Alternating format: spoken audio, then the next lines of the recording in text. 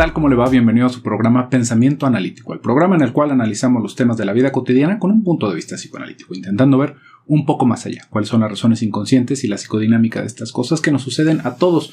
Muchísimas gracias por haber participado en la encuesta semanal. El día de hoy y esta semana vamos a estar hablando sobre la histeria colectiva, que me parece difícil pensar que estemos hablando de la misma histeria colectiva que podríamos encontrar en la literatura psicoanalítica, déjenme le platico, pero vamos intentando hacer como unos breves acercamientos a diferentes fenómenos sociales que se pueden llegar a nombrar como histeria colectiva, porque, bueno, fíjese, podríamos hablar de esto en las manifestaciones, podríamos hablar de esto por ejemplo, en los conciertos, podríamos hablar de esto en un sismo, en una catástrofe natural, porque se va mencionando este aspecto como la histeria en una situación colectiva cuando la gente pierde los estribos. Y es como un uso más bien coloquial de la palabra, porque cuando estamos hablando de histeria desde un marco teórico psicoanalítico, estamos hablando de una enfermedad de representación, estamos hablando de algo muy bien, como lo podríamos decir, encuadrado alrededor de cómo van funcionando los síntomas, la represión, cuál es el aspecto sexual en el tipo de síntomas que se van mostrando, cómo pueden haber o no pueden haber conversiones, por ejemplo.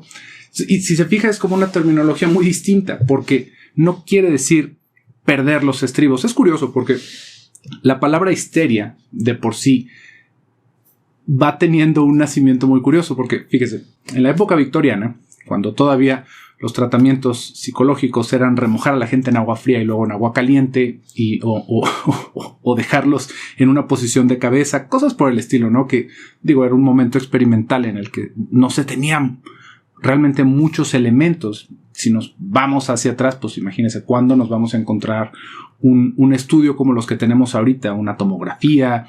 De entrada, ¿no? El conocimiento en la medicina era bastante más reducido de lo que tenemos ahorita. Y en ese tiempo, fíjese qué era lo que sucedía.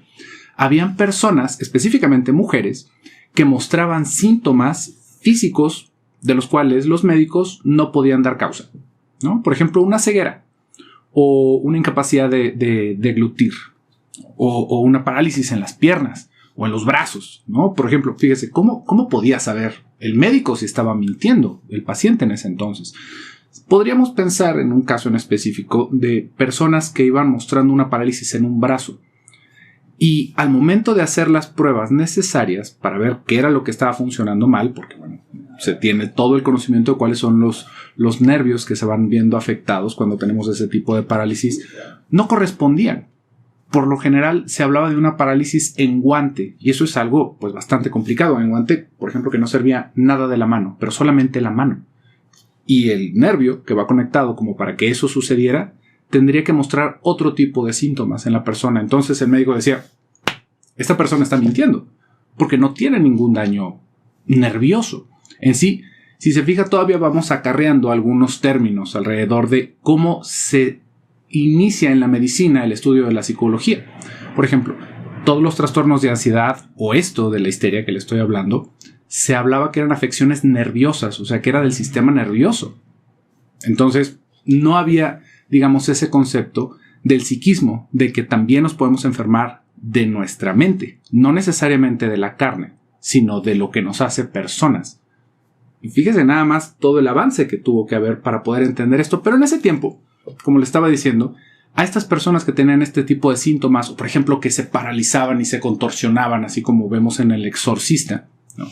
Se decía que era una enfermedad específicamente de las mujeres y que debía de tener cierta relación con el útero. El útero, si lo vamos persiguiendo en sus raíces etimológicas, es histeros. Entonces es histeria, es una enfermedad del útero. Y esto, como le digo, en su momento se pensaba que solamente era una cuestión de mujeres, ¿no? Y que afectaba a las mujeres en específico. Se va entendiendo un poco más y es muy interesante porque justamente en ese tipo de pacientes fue cuando se empieza a desarrollar la técnica y la teoría del psicoanálisis con Sigmund Freud. Y ahí, digamos que la tesis era, el paciente no está mintiendo. La paciente no siente la mano. ¿Por qué no siente la mano? ¿Por qué no ve?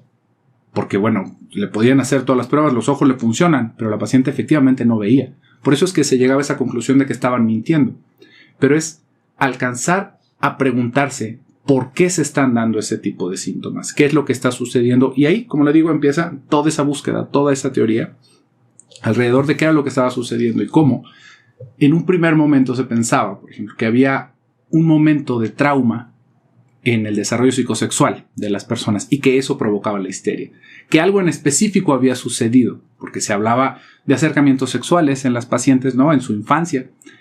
Pero esto, bueno, nos daría para hablar un montón, pero no quisiera hablar específicamente de la histeria. Tal vez en algún otro momento hablaremos. Pero si se fija, pues ¿qué tiene que ver esto con la histeria colectiva?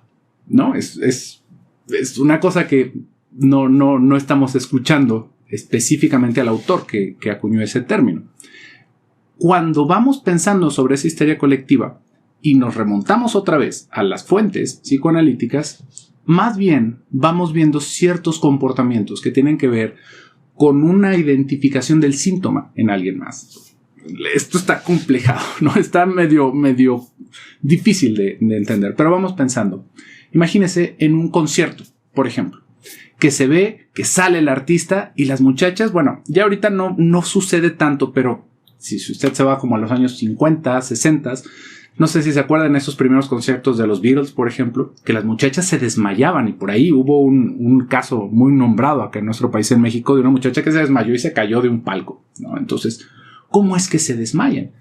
Y vemos que grita una y gritan todas. Y esto es algo muy curioso en las mujeres, ¿no? Como que pareciera que hay una cierta conexión en la que una grita y gritan todas, ¿no? Si hay un accidente, grita una mujer y luego grita otra al fondo, ¿no? En los hombres no es tan común, no escuchamos el grito de un hombre cuando choca a alguien, ¿no? Es más bien el grito de una mujer. Y esto se va encadenando.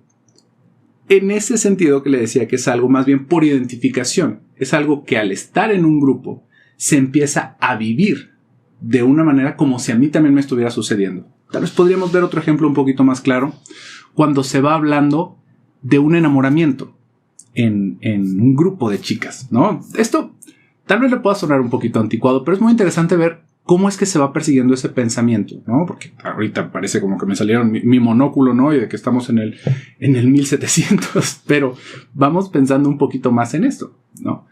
Como en unos grupos de mujeres, si una empieza a tener un novio, fíjese cómo es un tema muy común, empezar a hablar de este. Y las otras muchachas, mientras van escuchando, pueden llegar a sentir algo muy similar de lo que está sintiendo la muchacha que sí efectivamente tiene un novio.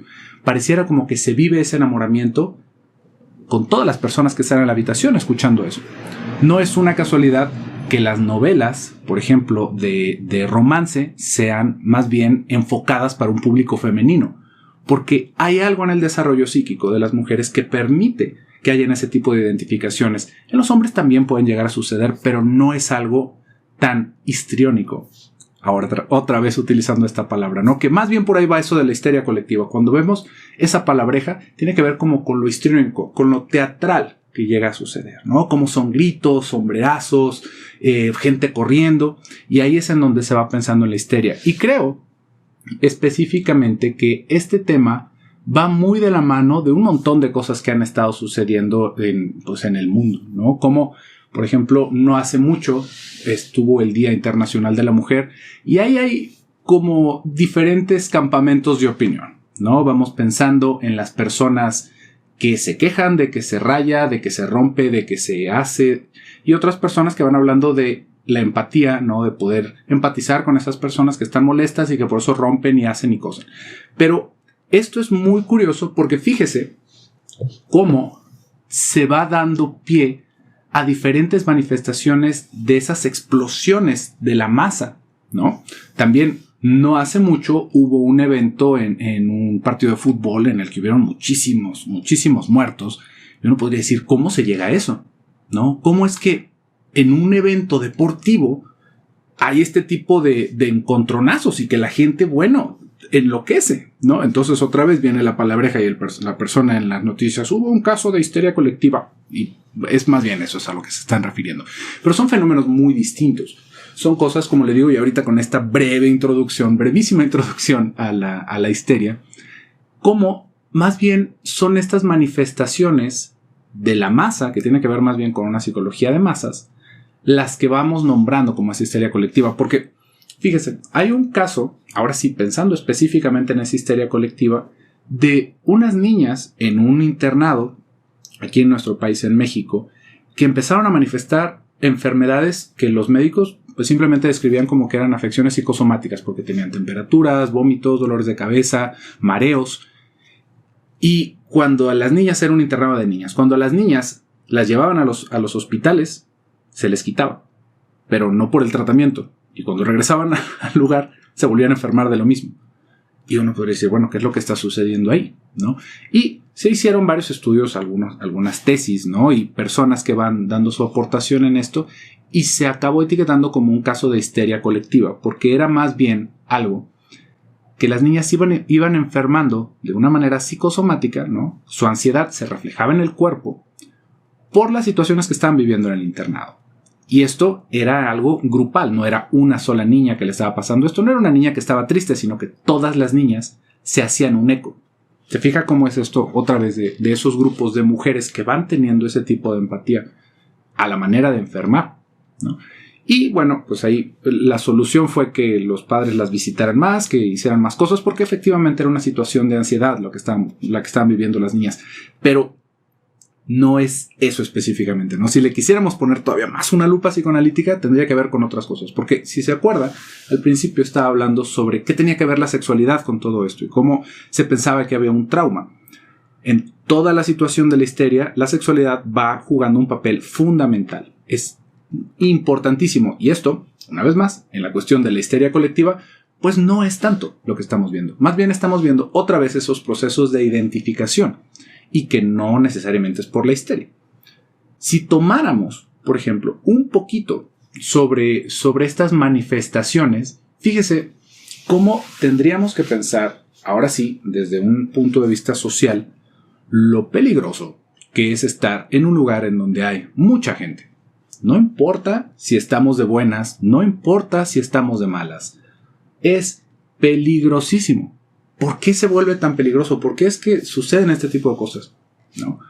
Fíjese, constantemente voy haciendo yo aquí un énfasis en entendernos como animales.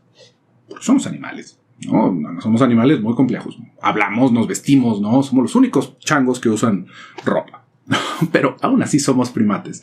Somos animales y por lo mismo, nuestra manera de desarrollarnos, nuestra manera de movernos, cuando estamos en grupos pequeños, cuando estamos solos o cuando estamos en masa, van teniendo características muy similares a otros animales, como una manada, como una horda, en donde esto que nos hace ser individuos, imagínese, por ejemplo, yo ahorita, ¿qué puedo decir? Yo soy José Luis y estoy hablándole en mi imaginación uno a uno, ¿no? Yo estoy hablando con una sola persona, pero esto es porque yo estoy aquí, en mi consultorio. Si esta misma persona la trasladamos a un estadio de fútbol, fíjese cómo nos coordinamos de cierta manera, así como los pájaros, ¿no? Que usted los ve volando al unísono y uno puede decir, ¡qué barbaridad! ¿No? Eso es magia. No, son cuestiones orgánicas. Lo podemos ver en el estadio cómo empezamos a cantar todos y no nos sabemos la canción, pero se oye un ruido y nos empezamos a motivar y luego viene la ola y bueno, todos brincamos. ¿Quién no brinca en la ola, no? Y vemos las personas moviéndose, todos vestidos del mismo color. Nuestra individualidad se empieza a diluir en esos momentos y empieza a tomar su lugar, más bien, la identidad del grupo. Esto, una vez más, como le digo, entendiendo esa parte animal en nosotros, en donde eso que nos separa, eso que nos hace un individuo, se empieza a adelgazar mientras más personas van habiendo. Los impulsos también se empiezan a vivir de una manera muy distinta. Fíjese cómo se van haciendo estas porras hacia lo bueno, hacia la emoción, hacia el gozo, a gritar. De repente gana el equipo y nos abrazamos con gente que ni conocemos y hay gente que llora, ¿no? Y ahora sí podemos ver ahí unos aspectos histéricos, ¿no? Pero yo, ¿en qué otro momento de mi día abrazaría a un extraño en la calle? ¿No? Ay, mira, trae la misma playera que yo, déjame lo abrazo. No pasa eso. Eso sucede justamente porque estamos todos involucrados en una misma actividad. Y esto, como le digo, empieza a diluirnos. como persona, cuando estamos en un concierto, cuando estamos en un estadio, cuando estamos en una fiesta, ¿no? Aunque sea una cosa chiquita, bueno, no sé si en su país se baile, pero acá se baila el payaso del rodeo. Ahí nos paramos todos, ¿no? Como aves haciendo su ritual de apareamiento, ¿no? Y todos con una patita para un lado y para el otro. Y a veces ni nos sabemos la música, pero nada más con meternos a la bola nos mimetizamos con los demás. Esas son cosas que van sucediendo y le decía que se prestan como algo sumamente peligroso porque efectivamente esos límites que tenemos nosotros como personas se van viendo más ajenos cuando estamos en una manifestación, cuando estamos en un grupo grande de personas, aún en una situación como una guerra, por ejemplo. Cosas que no haríamos nosotros en lo individual, lo vamos haciendo en el grupo, porque ahí la represión va moviéndose de una manera diferente. Y es un tema realmente muy interesante que le voy a seguir platicando en nuestro siguiente video. Así que si le va gustando este tema, quédese con nosotros para la siguiente emisión. Tenemos los programas los lunes y los jueves. Se van publicando a las 11 del mediodía en el horario de México. Yo por el día de hoy me voy a despedir. Soy José Luis Amarripa. Hasta pronto.